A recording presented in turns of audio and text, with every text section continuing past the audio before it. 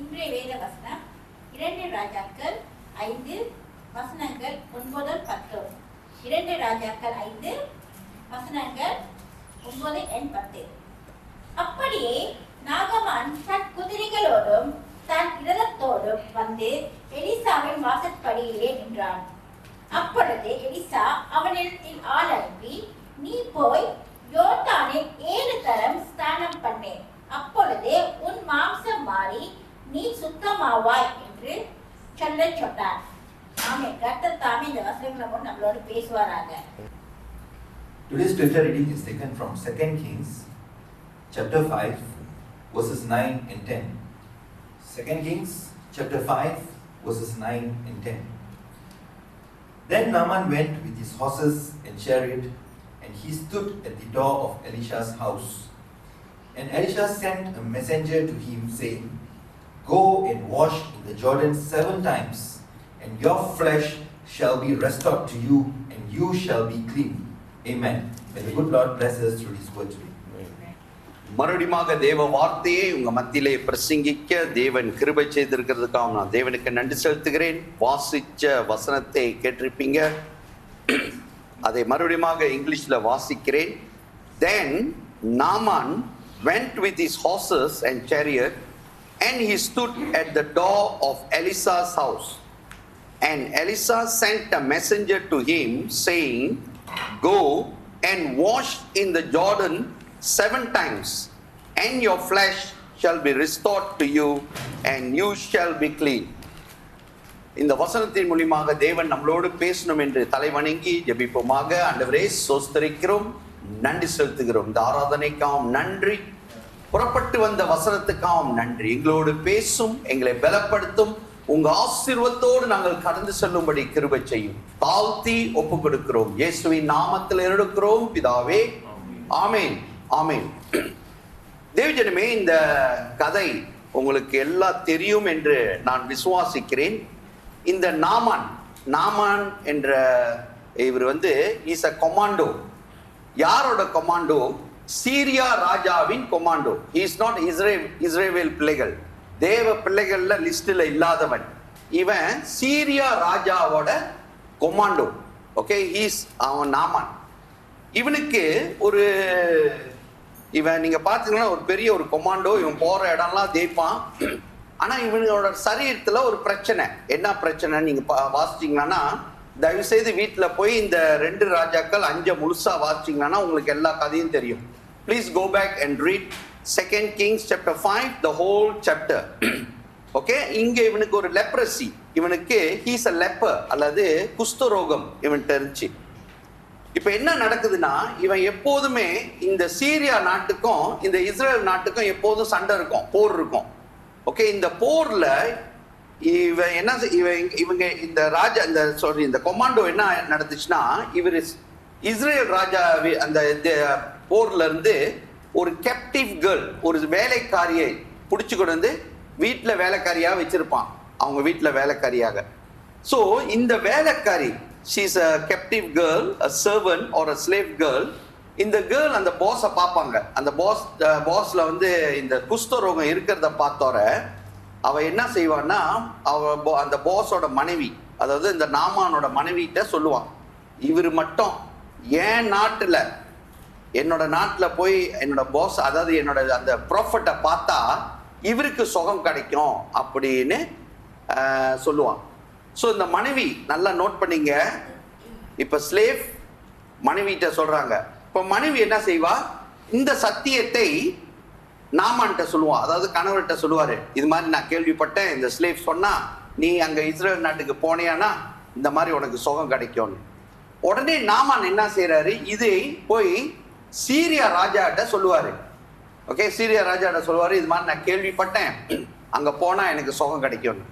உடனே சீரியா ராஜா என்ன செய்வாரு, அவளை தர நான் ஒரு சூறா கொடுக்குறேன், நீ இந்த சூறாவை எடுத்துட்டு போய் இஸ்ரேல் ராஜாவை பாரு, அவரு உனக்கு இந்த சுகத்தை கொடுக்கட்டும் அப்படின்னு. இவர் உடனே இந்த சூறாவை எடுத்துக்கிட்டு இவரோட சில பேர்களை எடுத்துக்கிட்டு, ஏன்னா சுகம் கிடைக்கும், அப்புறம் அவங்களுக்கு காணிக்கெல்லாம் கொடுக்கணும்ல, அதையும் எடுத்துக்கிட்டு இங்க இருந்து இஸ்ரேல் ராஜாவை போய் பார்ப்பாரு. இஸ்ரேல் ராஜாட்ட போய் சூறாவை கொடுத்தோற இஸ்ரேல் ராஜா சொல்லுவாரு, இங்க பாருங்க, இவன் எப்படியாச்சும் என்கிட்ட சண்டை இழுக்கணும்னு சொல்லி இந்த சூறாவை கொடுத்துருக்கான். நான் எப்படி சுகத்தை கொடுக்கறது? I cannot heal him, but I think he's finding fault. He's trying to find something so that he can come and fight with me. ஆனா இங்க பேசுகிற காரியம், அதாவது இந்த கொமாண்டோ, இந்த இஸ்ரேல் ராஜா பேசுகிற காரியம் எலிசாவுக்கு தெரிய வரும்.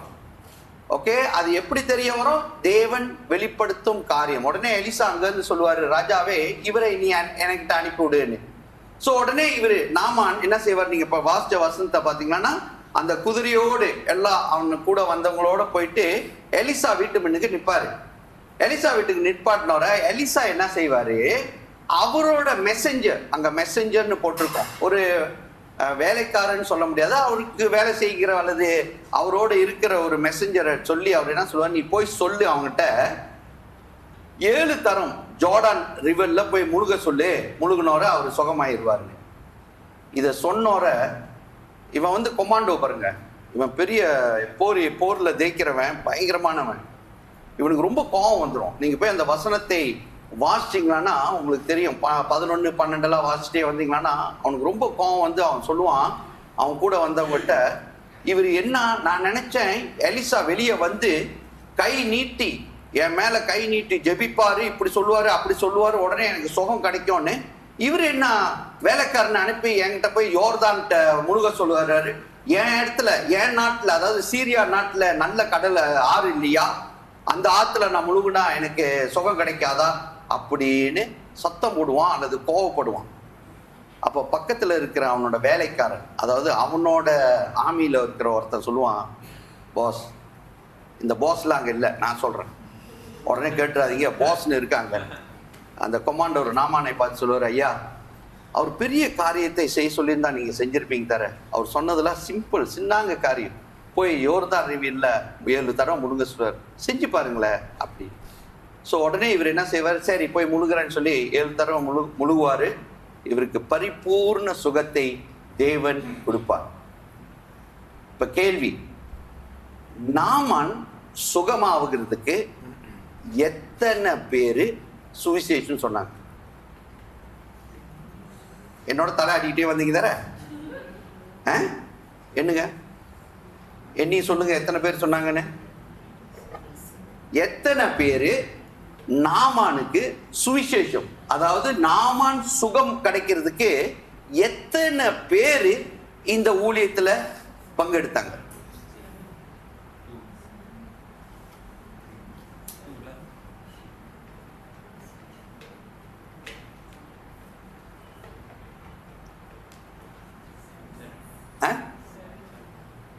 Lot of them pastor. எவ்வளோ பேர்? எவ்வளோ பேர் இல்ல, கரெக்டா கனெக்ட் பண்ணி சொல்லுங்க. மொத யார் சொன்னது? the slave girl, அப்புறம் wife, அப்புறம் king of Syria, அப்புறம் king of Israel, அப்புறம் எலிசா, அப்புறம் எலிசாட வேலைக்காரன், அப்புறம் நாமானோட வேலைக்காரன். 7 பேர் வந்துருச்சா இல்லையா? ஓகே, இந்த 7 பேர் சுவிசேஷம் சொன்னாங்க. யாரு நாமானுக்கு சுகத்தை கொடுத்தது? Who healed Naaman? God. Okay, 7 பேர் சுவிசேஷம் சொன்னாங்க. ஆனா நாமானுக்கு சுகத்தை கொடுத்தது தேவன். ஓகே, இப்ப அடுத்த கேள்வி என்னன்னா, இந்த ஹீலிங் வந்தது நீங்க பாத்தீங்கன்னா, இந்த வருஷம் நம்மளோட வார்த்தை என்ன கர்த்தர் கொடுத்தாரு? இந்த வருஷம் ஆரம்பத்துல சொன்னார் ஒரு வார்த்தை. எவ்வளவு பெரிய விசுவாசம் வேணும்? கடுகளு விசுவாசம் இருந்தால். இது மேத்யூ 17:20 நீங்க வாசிக்க வேண்டாம், நீங்க உங்களுக்கு தெரியும். 17 மேத்யூ 17:20. ஆனா அங்க சொல்லுது, அந்த வசனத்தை நீங்க வாசிக்கும் போது அங்க சொல்லுது, so Jesus said to them, because of your unbelief. Okay, அங்க என்ன, அங்க ஒரு காரியம் நடக்குது. அங்க அந்த அந்த சீஷர்கள் ஜெபிச்ச காரியம் நடக்காது. அப்ப சீஷர்கள் வந்து, ஆனா இயேசு ஜெபிக்கும் போது காரியம் நடக்கும். அப்ப அவங்க கேட்பாங்க, சீஷர்கள் கேட்பாங்க, ஏன் ஆண்டவரே எனக்கு, ஏன்னா நீ நம்பல, you never believe, because of your unbelief never happened. And God says, if you have mustard seed faith, it will happen. Whatever you pray, it will happen. So இந்த கதையிலே நீங்க பாத்தீங்கன்னா அதுதான் நடக்குது. இந்த சின்ன பெண்ணு சொன்னார, மனைவி சொன்னார, அவனுக்கு விசுவாசம் வந்துருச்சு. ஓகே போவோம். ராஜாட்ட போய் சூறா வாங்கிட்டு போறாரு. அங்க போய் அந்த ராஜா எலிசாட்ட போன்னு சொன்னாரு. எலிசா வந்து தெரியும். ஏன்னா எலிசாவை எப்படி இந்த நாமானுக்கு தெரியும்னா, நீங்க ப்ரீவியஸ்ல அந்த கதையை படிச்சுட்டே வந்தீங்கன்னா, ஆக்சுவலி சீரியா ராஜா எப்போதும் போர் எடுப்பாரு. யாருக்கு? அகேன்ஸ்ட் இஸ்ரேலுக்கு சண்டை எடுக்கிறதுக்கு போரெல்லாம் ரெடி ஆக்குவாரு. ஆனா எலிசாவுக்கு தெரிய வந்துடும். எலிசா உடனே இஸ்ரேல் ராஜாட்ட சொல்லிடுவாரு, நீ அந்த சைடுக்கு போகாத, அந்த சைட்ல இருந்தா போர் வரப்போகுது. அவங்க ரெடி ஆயிடுவாங்க. அப்ப இந்த சீரியா ராஜா இங்கிட்டுனா இங்கிட்டு ரெடி ஆயிடுவாரு, அங்கிட்டுனா அங்கிட்டு ரெடி ஆயிடுவாரு. இந்த சீரியா ராஜாவுக்கு ரொம்ப ஆத்திரம் வந்துடும். யாரா இந்த நான் செய்கிற இந்த பிளான அந்த ராஜாவுக்கு சொல்றா? அப்பனா என் குரூப்ல யாரோ ஒரு நரி இருக்கு அப்படின்னு. அப்ப அங்க மக்கள் சொல்லுவாங்க, ஐயா யாருமே நரி இல்லையா, அந்த நாட்டுல ஒருத்தன் இருக்கான் எலிசான்னு, அவனுக்கு இங்க நம்ம பிளான் பண்றத அங்க தேவன் வெளிப்படுத்துகிறார் அப்படின்னு சொல்லுவாங்க. அப்ப இந்த கொமாண்டோருக்கு அல்லது இந்த சீரியா ராஜாவுக்கெல்லாம் இந்த எலிசா யாருன்னு தெரியும். சோ இப்ப இந்த கொமாண்டோ போய் அங்க நின்னோர அவருக்கு என்ன எலிசா யாருன்னு தெரிஞ்சிருச்சு. He believed that Elisa will come and heal him, but didn't happen. So இப்ப அவன்கிட்ட இருந்த அந்த விசுவாசம் இப்ப என்ன ஆச்சு? அன்பிலீஃப் ஆயிடுச்சு. What is this? Why must I go in deep in Jordan? I got a better river in my this one. ஆனா மறுபடியுமாக சத்தம் வருது, ஐயா பெரிய காரியம் செய்ய சொன்னா செஞ்சிருப்போம் தர, சின்ன காரியம் தர செய்ய சொல்றான். ஸோ அந்த கடுகளவு விசுவாசம் அப்பதான் வருது. ஸோ அவனுக்கு சுகம் கிடைச்சிருச்சு. இப்ப அடுத்த கேள்வியெல்லாம் கேட்டுக்கிட்டே வரேன். கடைசியில் ஒன்று கேட்பேன். இப்ப எதுக்கு இந்த நாமானுக்கு இயேசு சுகம் கொடுக்கணும்? நாமான் வந்து சீரியாக்காரன், ரைட்டா இல்லையா? தேவ பிள்ளையே இல்லை. He is not under the list of the Israel people. Why God must heal Naaman? இவ்வளோ பேர் 7 பேர் வச்ச சத்தியத்தை சொல்லி இவனை சுகத்தை எதுக்கு இவனுக்கு சுகம் கொடுக்கணும்? Who is he? அப்படின்னு கேள்வி கேட்டா அதுக்கு ஒரு பதில் அங்க இருக்கு. 2 ராஜாக்கள் 2 King chapter 5 verse 1 வாசிங்களா. 2 King 2 ராஜாக்கள் 5 வசனம் 1.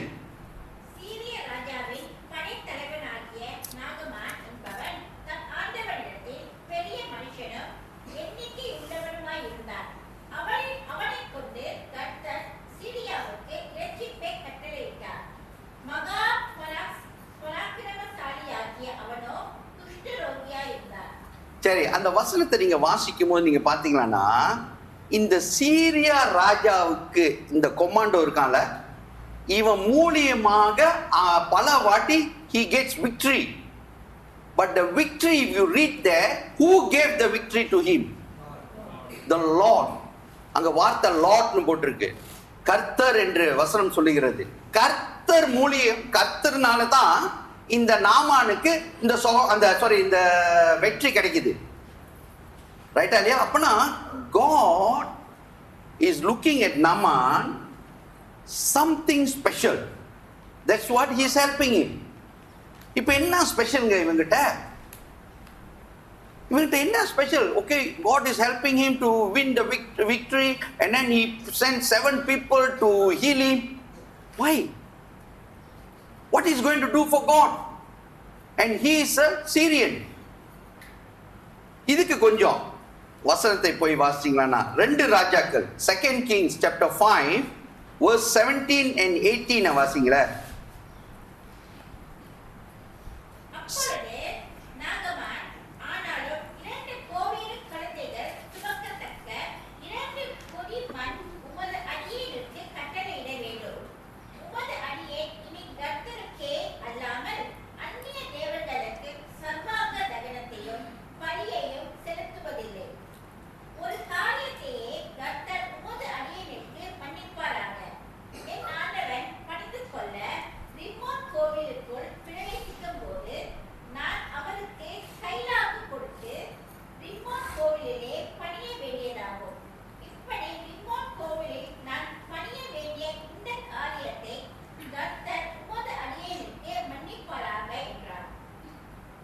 தேவஜனமே இந்த வசனத்தை வாசிச்சவர் புரிச்ச காரியம்? You understand what the verse says? இப்போ என்ன நடக்குதுன்னா, சுகம் கிடைச்சிருச்சு அவனுக்கு. சுகம் கிடைச்சோட மறுபடியும் எலிசாட்ட போறான், போயிட்டு நன்றி செலுத்துறான். ஆனா எலிசா வரவே இல்லை தெரியுமா? நன்றி செலுத்திட்டு he is telling thank you and he want to give gift. இதை கொடுக்குற காசு இது அதுன்னு. But Elisha say I don't want anything. Okay, ஆனா அதுக்காக வேற ஒரு ஸ்டோரி இருக்காங்க, அதை விட்டுருங்க. இங்க எலிசா ஒன்றும் வேண்டான்றாரு. அப்போ இவரு சொல்லுவாரு, இந்த நாமான் சொல்லுவாரு, எனக்கு 2 கழுதை சுமக்கிற அளவுல உள்ள மண்ணை இந்த இஸ்ரேல் நாட்டுல இருந்து எனக்கு கொடுங்க, நான் எடுத்துட்டு போனோம் அப்படின்னு. ஏன்னா நான் இனி, அங்க வசனத்தை நீங்க வாசிங்களான்னா, from now I only want to sacrifice to the Lord. தேவஜனமே, consider அவன் ரட்சிப்புக்குள் வரான். He is coming into salvation and he is accepting Jesus as his Lord. கர்த்தர் அவனோட தேவன் என்று எடுத்துட்டு, அவனுக்கு தெரியும் அவன் நாட்டில் அவன் போய் ஒன்றும் செய்ய முடியாது. ஸோ என்ன செய்யறான், இங்கேருந்து மண்ணை கொண்டு போயிட்டு அங்கே வச்சு அவன் சொல்றான், நான் இனி இந்த மண்ணு மேலதான் நான் காரியங்களை செய்வேன். இதை சொல்லிட்டு அங்க இன்னொரு காரியத்தையும் சொல்றான். அவன் என்ன சொல்றான், அவன் வணங்குற தெய்வம் பேர் என்ன தெரியுமா? ரிமோன். ஓகே, ரிமோன் என்று சொல்றான். சொல்லிட்டு சொல்றாரு, என் தேவன் எனக்கு மன்னிப்பாராக, ஏன்னா நான் அங்க போயிட்டு என் ராஜாவோட இந்த ரிமோனை நான் வணங்க வேண்டிய ஒரு சூழ்நிலை வரும். Okay, I need to worship you know. இந்த சூழ்நிலை வரும்போது என் தேவன் எனக்கு மன்னிப்பாராக. My God will forgive me for what I'm doing. He knows that is wrong. And he says, I will only live for my Lord. அப்படின்னு கதை புரிஞ்சுச்சா? இப்ப தேவஜனமே, இந்த காரியத்திலிருந்து, இந்த நாள்ல, இந்த வசனத்திலிருந்து தேவன் நமக்கு சொல்லும் காரியம், நாமானை தெரிந்து கொண்டபடி, நாமானை எப்படி தேவன் அறிந்து கொண்டாரோ. ஏன்னா God sees better than human. பாருங்க, நாமான் இப்ப இஸ்ரேல் பிள்ளைகள்கிட்ட கேட்டா அவன் கெட்டவன், ஏன்னா அவன் இஸ்ரேல் நாடை அட்டாக் பண்றவன், அவன் செத்தா நல்லது. ஆனா கர்த்தர் அவனுக்கிட்ட இருக்கிற ஒரு நன்மையை தேவன் பார்க்கிறார். He sees something good in him and he knows he is going to stand a testimony for him. அந்த பைபிள்ல அதுக்காக நாமானை குறித்து தெரியாது எனக்கு, அங்க ஒண்ணுமே போடல, இவ்வளவுதான் கதை. ஆனா கர்த்தரை ஏற்றுக்கொண்டவர்கள் நிச்சயமாக கர்த்தருக்காக சாட்சியாக நிற்கிறாங்க. ஓகே, ஸோ எனக்கு believe God saw something in Naaman, or God says he will be a testimony for me. அதனால தெரிந்து கொண்டு தேவன் அவனை ரட்சிப்புக்குள் வரும்படி அந்த சுகத்தை கொடுத்து தேவன் வழி நடத்துகிறார். அவன் தேவனை ஏற்றுக்கொள்ளும்படி தேவன் கிருபை செய்கிறார். இந்த நாளிலே, இந்த ஆராதனையிலே அமர்ந்திருக்கும் தேவஜனமே, நம்மளோட லைஃபை கொஞ்சம் அப்படி ரிவர்ஸ்ல போய் பாருங்க. Okay, go back and think and see how God has saved us. நம்ம எங்க இருந்தோம், எந்த பாவத்துல இருந்தோம், அல்லது எந்த சீக்கில் இருந்தோம், எந்த வேதனையில இருந்தோம், எந்த கஷ்டத்துல இருந்தோம், தேவனை அறியாம வேற என்னென்னமோ செஞ்சுட்டு இருந்தோம்.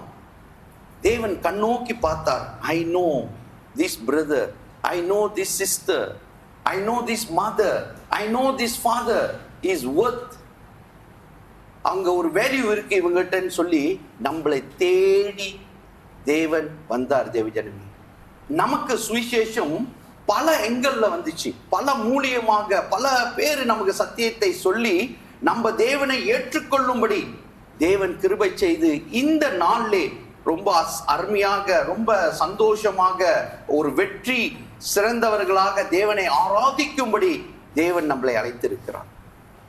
இப்ப நாமான் எதுக்கு தேவன் ரட்சித்தார் என்ற அந்த கேள்வியை நான் கேட்டபடி, அடுத்த கேள்வி என்னன்னா, இப்ப என்னையும் உங்களையும் எதுக்கு இவ்வளவு கஷ்டப்பட்டு தேவன் ரட்சித்தார்? Why God saved us? Why God gave us the salvation? யாருக்கும் கிடைக்காத ஒரு ஆசீர்வாதம். பாருங்க, சாட்சியெல்லாம் கேட்கிறோம். இன்னைக்கு ஆராதனை துதிக்கிறதுல I think there was like something great was happening. Am I right? தேவனை ஆராதிக்கிற பிள்ளைகள் உங்களுக்கு தெரியும். சம்திங் வாஸ், நான் நினைக்கிறேன் நம்ம ஆக்சுவலி நம்ம சபையில் இன்னும் இந்த 2 hours 3 hours நான் ஸ்டாப் வர்ஷிப் சொல்லுவாங்க தெரியுமா? கேள்விப்பட்டிருக்கீங்களா? தெரியும் உங்களுக்கும். I think we should go for that. We must put a date and we say, come, let us go for the non-stop worship. Non-stop na? Non-stop na? Non-stop la? Okay? I think God is doing something great among us. God want to do some more. God want to do great thing. இன்னொன்று நான் ஒன்று சொல்கிறேன். இன்னைக்கு ஆராதனை நடத்தின மகன் வரும்போதே ரொம்ப வேதனையோடு வந்தார். வரும்போது ஒரு நாற்காலியை தூக்கிக்கிட்டு அவர் உட்கார்றதுக்கு ஒரு என்ன சொல்கிறது, ஒரு சீட்டி இருக்குது, அவர் ஐஸ் மாதிரி இருக்கும் போல இருக்கு, அது தூக்கிட்டு வந்தார். ஏன்னா அவரால் நின்று ஆராதிக்க முடியல. அன்னைக்கு ஆராதனை அவருக்கு, ஆனாலும் ஆராதிக்க முடியாத ஒரு சூழ்நிலையிலே வந்தார். அவரோட ப்ராக்டிஸ் எல்லாம் அவர் நார்மலி எப்போதும் உட்கார மாட்டார். ஏன்னா உட்காந்து செய்ய மாட்டார். அவருக்கு he don't like. He said, no, I must stand and do. Today he came only, he sat. So I thought today he's going to do worship sitting only. But he stood up and he worshiped, and I believe the total team today brought us the worship to a different level. Am I right? We could, என்ன சொல்றது, ஒரு விடுதலையோடு தேவனை ஆராதிக்கும் அந்த சூழ்நிலை. தேவஜனமே, இது தேவ கிருபை. இப்ப கேள்வி என்னன்னா, எதற்காக தேவன் உங்களையும் என்னையும் இவ்வளோ கஷ்டப்பட்டு ரட்சித்து, தமிழ் புரியுதா? Why God sent us many messengers and gave us salvation, and today we are sitting in this church and worshiping God. What is the purpose?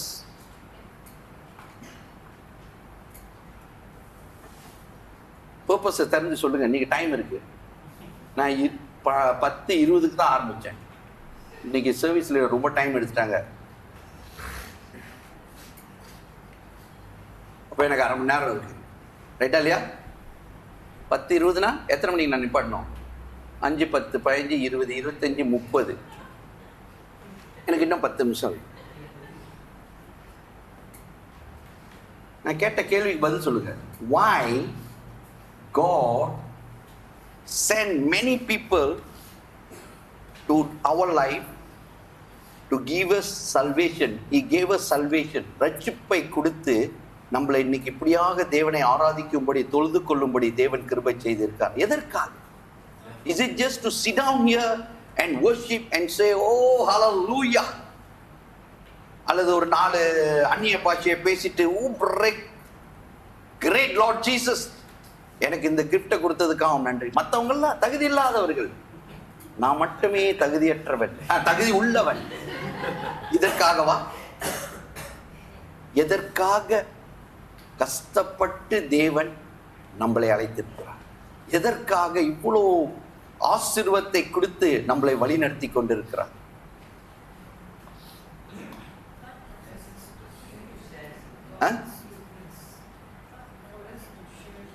For us to தேவ ஜனமே, நம்மளை தேவன் அழைத்ததே இதுதான். God has seen. ஒவ்வொரு மூஞ்சும் ஒவ்வொருவரையும் பார்த்திருக்காரு. Actually நம்ம வார்த்தை அங்க பேசும்போதே சொல்றாங்க பாத்தீங்களா, நம்ம தகுதியற்றவர்கள். எனக்கு தேவனோட வார்த்தையை உச்சரிக்கிறதுக்கு தகுதியற்றவன், நான் நிக்கிறதுக்கு தகுதியற்றவன். ஏன்னா நான் செய்த பாவங்கள், நான் கடந்து வந்த பாதையெல்லாம் எனக்கு திரும்பி பார்த்தாலே, ஐயோ நான் இவ்வளவு அசிங்கம் முடிச்சவனா, நான் இவ்வளவு வேண்டாத காரியத்தை செஞ்சிருக்கேனா அப்படின்னு. ஆனா தேவன் நம்மளை கழுவி, அவர் ரத்தத்தினால் கழுவி சுத்திகரித்து இன்னைக்கு இப்படி வச்சு தேவனை ஆராதிக்கும்படி, தொழுது கொள்ளும்படி ஒரு பரிசுத்தத்தை கொடுத்து தேவன் வழி நடத்தி கொண்டிருக்கிறார். எதற்காக? தேவ நாமத்தை மகிமைப்படுத்தும்படி, தேவனுக்காக சாட்சி சொல்லும்படி, தேவனுக்காக சத்தியத்தை சொல்லும்படி. தேவஜனமே, நான் முதல்ல கேட்டேன், 7 பேரு ஒரு நாமான் ரட்சிப்புக்குள் வருதுக்கு 7 பேர் சத்தியத்தை சொல்லியிருக்காங்க. ஆமா இல்லையா? அப்போ ரட்சிப்பு அந்த ஸ்லேவ் கேர்ள்னால இல்ல, அந்த இவனால அவனால இல்ல. யாருமே அங்க சொல்ல முடியாது, ஓ இவனை ரட்சிப்புக்கு கொண்டு வந்தது நான் தான் அப்படின்னு. It is a team work. Am I right? So we are here one team, ஒரே டீம். நம்மளோட வேலை சத்தியத்தை போய் சொல்லணும், தேவனோட அன்பை பகிர்ந்து கொள்ளணும். Yes, there are lot of hindrances outside. Yes, who don't know? ஆனா இங்க எல்லாருமே கொஞ்சம் கொஞ்சம் காரியம் தான் சொன்னாங்க, ரைட்டா இல்லையா? They all said little bit only. அதைத்தான் நம்மள்ட்டையும் அவர் கேட்கிறாரு. எத்தனை பேர்த்துக்கிட்ட சத்தியம் சொல்றோம், எத்தனை பேர்த்துக்கிட்ட இயேசுவோட நாமத்தை மகிமைப்படுத்துறோம்? தேவன் நமக்கு செஞ்சதை, தேவன் நமக்கு செய்த அற்புதம் அடையாளத்தை, தேவன் எப்படி நமக்கு வழி நடத்துகிறார் அந்த காரியத்தை.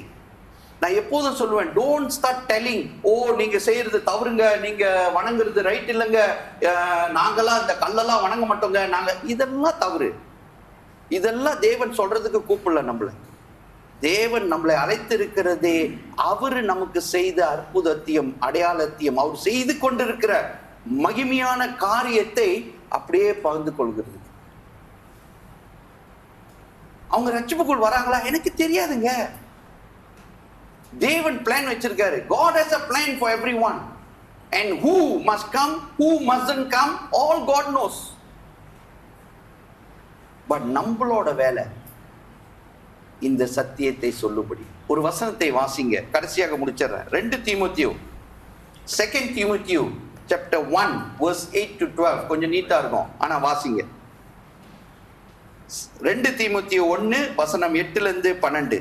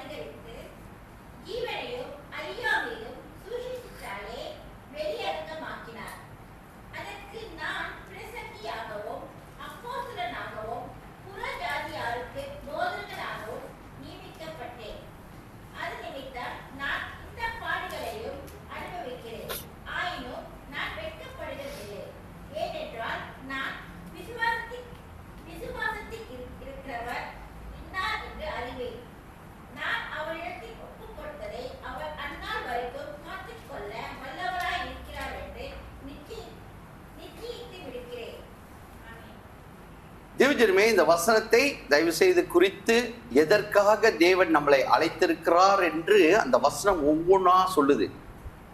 அங்க தேவன் சொல்லுகிறாருங்க பாருங்க, அந்த 9வது வசனம். ஓகே, பாத்தீங்கன்னா, அவர் நம்முடைய கிரியைகளின் படி நம்மை ரட்சிக்காமல், பாத்தீங்களா, நம்ம சம்டைம் நம்ம என்ன நினைக்கிறோம், நான் செய்யற நன்மை, I think I got some better quality or good quality, that's what Jesus called me. Actually we have no quality, we are zero. Okay, நம்மளை அழைத்து தம்முடைய தீர்மானத்தின் படியும் ஆதி காலம் முதல் கிறிஸ்து இயேசுவுக்குள் நமக்கு அருளப்பட்ட கிருபையின் படியும் நம்மை இரட்சித்து பரிசுத்த அழைப்பினால் அழைத்திருக்கிறார். பாருங்க, நமக்கு தகுதி இல்லை, zero. But God has called us. God has called us. இன்னொன்னு, அங்க வசனத்தை நீங்க வாசிச்சுட்டு போனீங்கன்னா தேவன் சொல்லுகிறார், அங்க அந்த இந்த தீமோத்தேயு எழுதினவர் சொல்றாரு, I am become a preacher, I become an apostle, I become a teacher for these Gentiles. அந்நியருக்கு தேவன் நான் சத்தியத்தை சொல்லும்படி, a preacher. சம்டைம் நம்ம என்ன நினைக்கிறோம், preacherனா ஓ இப்படி அவர் புல்பிட் இருக்கணும், இங்க நின்று பேசினா தான் ஒரு preacher. இல்லைங்க, யாருக்கிட்ட அப்படி சத்தியத்தை சொல்லணும், அவர் உடனே முன்குறிப்பாரு, நம்ம சொல்லணும், நம்ம அன்பை பகிர்ந்து கொள்ளணும், தேவன் செய்த அற்புதத்தை பகிர்ந்து கொள்ளணும். I am a preacher, I am an apostle. ஜெபிக்கணும் அவர்களுக்காக. தேவன் ஒரு சமயம் அந்த இடத்துல வெளிப்படுத்துவாருங்க காரியம். சில சமயத்தில் என் பிள்ளைங்க வீட்டுக்கு வரும்போது, சில சமயத்தில் வேலை முடிஞ்சு போகும்போது, சில சமயத்தில் அவங்களோட பிரச்சனைகள், வேதனையின் மத்தியிலே, கஷ்டத்தின் மத்தியிலே அவர்கள் அந்த வேதனையை என் மனைவியோடு பகிர்ந்து கொள்வாங்க. பேசும்போது அழுகுற சத்தம்லாம் கேட்கும் எனக்கு. யூனோ தட் அந்த என்ன சொல்ற, அந்த வேதனை, அந்த கஷ்டத்துக்குள். ஆனால் உங்களுக்கு தெரியுமா, வீடு போய் சேர்ந்து அவங்க ஜெபிச்சுட்டு திடீர்னு தேவன் பல காரியங்கள் மூலியமாக அவங்களோடு பேசினோரு. அவங்க உடனே எனக்கு வாட்ஸ்அப் பண்ணுவாங்க. நான் அவங்ககிட்ட அந்த ஜெபிக்க அந்த காரியம் சொல்லும் போது நான் சொல்லுவேன், கவலைப்படாதம்மா, காட் நோஸ் எவ்ரிதிங். உடனே சொல்லுவாங்கப்பா, அச்சா, God talk to me, this is the word God gave. இதெல்லாம் பார்க்கும்போது யாரையும் தேவன் புறம்பே தள்ளுறதில்லை. எல்லாத்தோட வேதனையை அறிந்திருக்கிறார். நான் என் பிள்ளைங்க என்கிட்ட பேசுறேன்னா சொல்றேன், இங்க உட்கார்ந்து இருக்கிற ஒவ்வொருவரோடும் தேவன் பேசுகிறார். உங்க வேதனையை தேவன் அறிந்திருக்கிறார். நீங்க கடந்து செல்லும் அந்த சூழ்நிலையை தேவன் அறிந்திருக்கிறார். எதற்காக அவர் பேசுவார்? why God will talk to you. But அவர் செய்யும் அந்த அற்புதத்தை பகிர்ந்து கொள்ளும்படி நம்மளை தேவன் அழைத்திருக்கிறார். நம்ம வேலை இடத்துல இருக்கலாம்.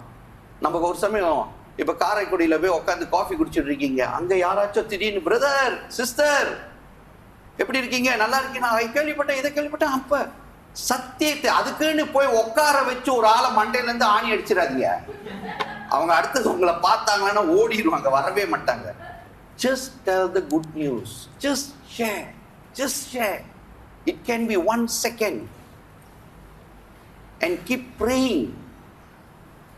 நாமானை ரட்சித்த தேவன் உங்களையும் என்னையும் ரட்சித்தவர் மற்றவங்களை ரட்சிக்க மாட்டாரு?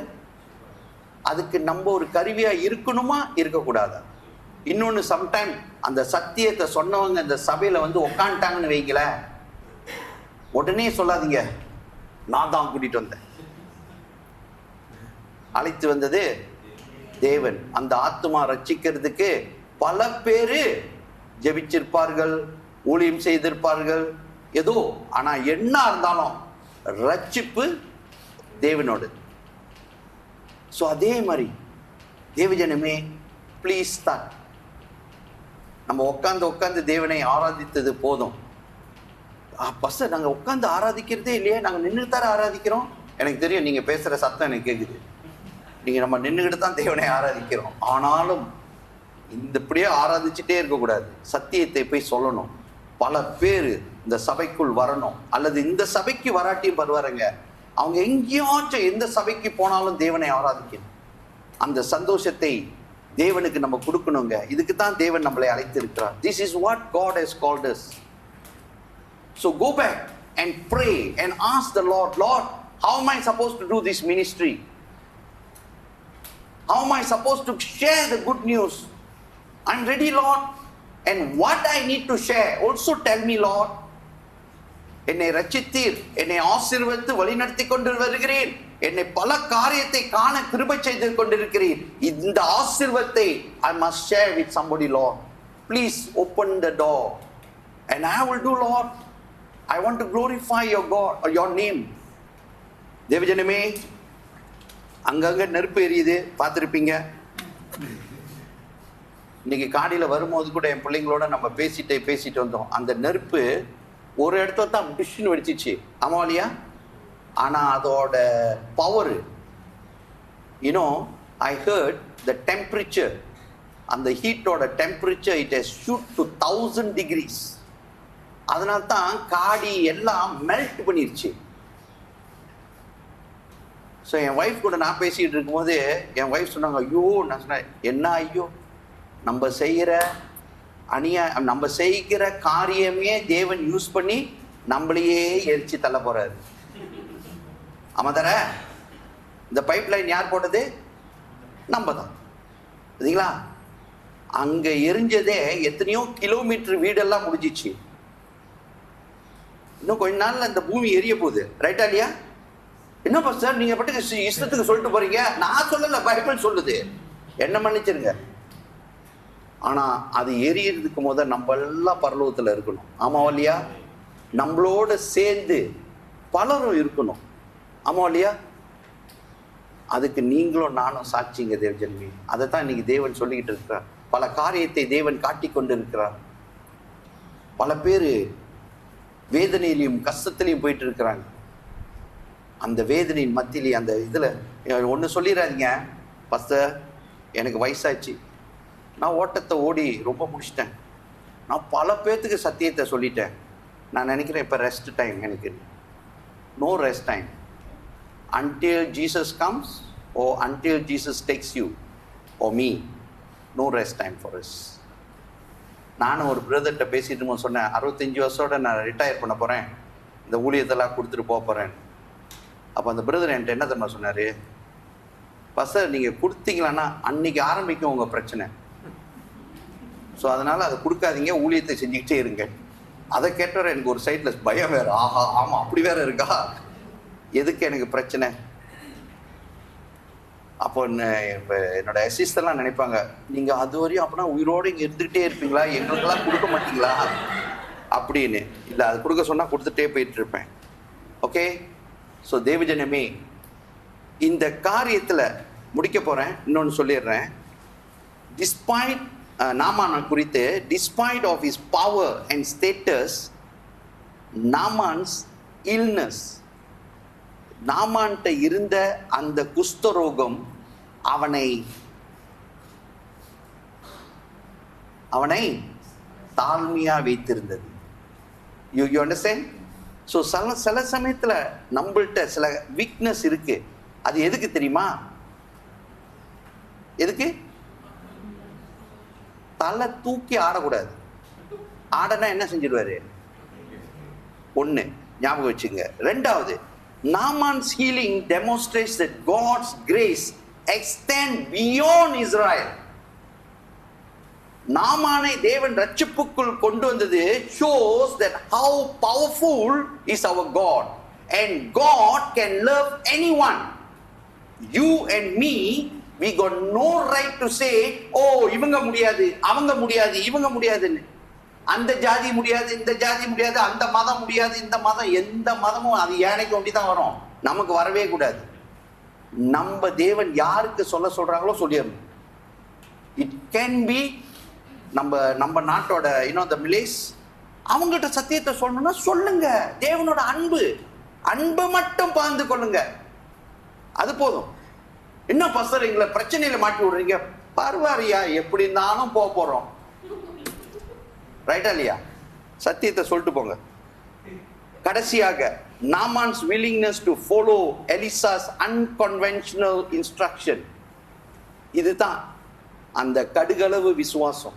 தேவஜனமே, தேவன் உங்களோடு பேசுவார், சில காரியங்களை செய்ய சொல்லுவார். Don't keep arguing. நாமான் செய்தது போல, நாமான் எலிசா இப்படி வரக்கூடாதா, எலிசா அப்படி அப்படியெல்லாம் வர வேண்டாம். உங்களோட தேவன் எப்படியாச்சும் பேசுவார், யார் மூலியமாக பேசுவார். அந்த சத்தத்துக்கு செவி கொடுங்க. தேவன் என்ன சொல்றாரு? What is God telling? It can be a normal வேலைக்காரன், இட்ஸ் ஓகே. ஏன்னா நமக்கு சுகம் வேணுமா, நமக்கு ஆசீர்வாதம் வேணுமா, listen to the word of God. Don't estimate or don't judge yourself or don't put a plan. God has a plan. Don't put your plan into it. We have to follow God's plan. அந்த விசுவாசத்தோட கண்களை மூடி ஜெபிப்போமாக. ஆண்டவரே, ஸ்தோத்திரிக்கிறோம், நன்றி செலுத்துகிறோம். இந்த நாள் வார்த்தைக்காகவும் நன்றி. எங்களோடு பேசியிருக்கிறீர். எங்க அழைப்பை குறித்து அப்பா மறுபடியுமாக பேசியதுக்காகவும் நன்றி. தொடர்ந்து நாங்கள் ஒரே சபையாக உமக்கு இணைந்து ஒரே குடும்பமாக ஊழியம் செய்து உங்க நாமத்தை மகிமைப்படுத்தும்படி கிருபை செய்யும். எங்களை வழி நடத்தும், எங்களை ஆசீர்வதியும். உங்க நாமம் இங்க மகிமைப்பட்டதுக்காகவும் நன்றி செலுத்துகிறோம், தாழ்த்துகிறோம், ஒப்பு கொடுக்கிறோம். இயேசுவின் நாமத்தில் இருக்கிறோம் பிதாவே, ஆமேன், ஆமேன்.